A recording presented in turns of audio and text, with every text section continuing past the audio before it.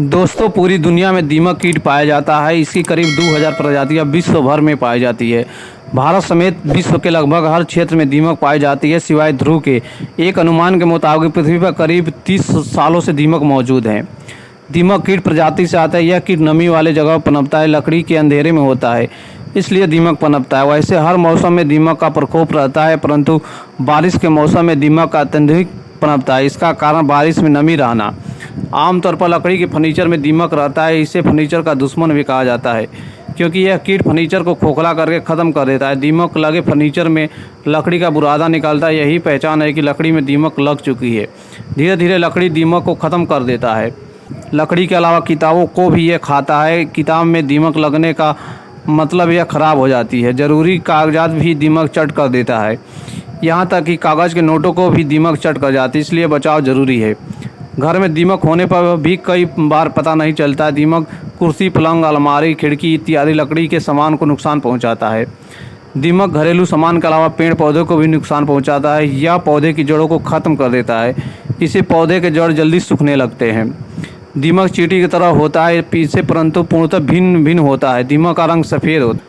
यह समूह में पाया जाने वाला कीट है, जिससे यह सामाजिक प्राणी कहलाता है। चींटी की भी शांति ग्रुप बनाकर दीमक रहता है। दीमक लाखों की संख्या में कॉलोनी में रहता है। दीमक कीट के पंख होते हैं। मादा और श्रमिक दीमक का रंग सफ़ेद होता है। नर दीमक भूरे रंग का होता है। इसके सर पर एक एंटीना भी लगा होता है। आपकी जानकारी के लिए बता दें कि टर्मिट अपने पूरे जीवन काल में कभी नहीं सोते हैं। वैसे दीमक का जीवन काल करीब 30 वर्ष तक होता है।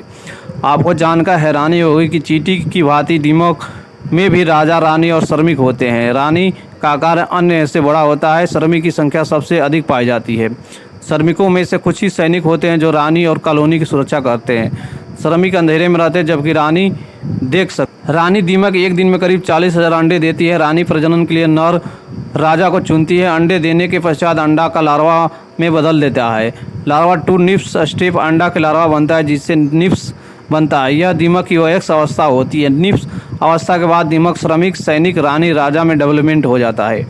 दीमक के चारों घरों का निर्माण दीमक की लार के और मिट्टी के पानी से होता है। इनकी बस्तियों में कई घर होते हैं। दीमक के घरों की ऊंचाई 30 से 40 फीट तक चली जाती है। इनके घर मजबूत होते हैं। घर के निर्माण की जिम्मेदारी श्रमिक दीमक की होती है। दीमक लगातार लकड़ी खाती रहती है। दीमक का मुख्य भोजन लकड़ी ही है। लकड़ी में पाए जाने वाला सेलुलोज का इसका मुख्य भोजन है। इसी कारण दीमक लकड़ी से बनी चीज़ों को खाता है। ऐसे दोस्तों, दीमक में सेलुलोज पचाने की क्षमता नहीं होती है। सेलुलोज का पाचन दीमक के अंत में पाए जाने वाला जीव प्रोटोजोआ करता है। दीमक और प्रोटोजोआ दोनों सहजीवन में रहते हैं। दोस्तों, दीमक से बचने का उपाय बेहद सरल। आप जानते हैं कि नमी वाले स्थान पर दीमक पैदा होता है, इसलिए घर में कहीं पर भी पानी का जमाव न होने दे। दीमक लकड़ी और किताबों में लगती है, इसलिए लकड़ी, किताबों, फर्नीचर, कॉपी को दीमक से दूर ही रखें। दीमक से बचाव के लिए मार्केट में कई सारी दवाई भी आती है। बाज़ार में लकड़ी के ऐसे फर्नीचर भी आते हैं जिस पर दीमक नहीं लग पाते। लकड़ी के फर्नीचर और किताबों को धूप लगने से भी दीमक खत्म हो सकता है। यह बेहतर उपाय जिससे दीमक से फर्नीचर बचाव होता है। नमक के पानी से छिड़काव करने से भी दीमक छुटकारा मिल सकती है। मिट्टी का तेल से भी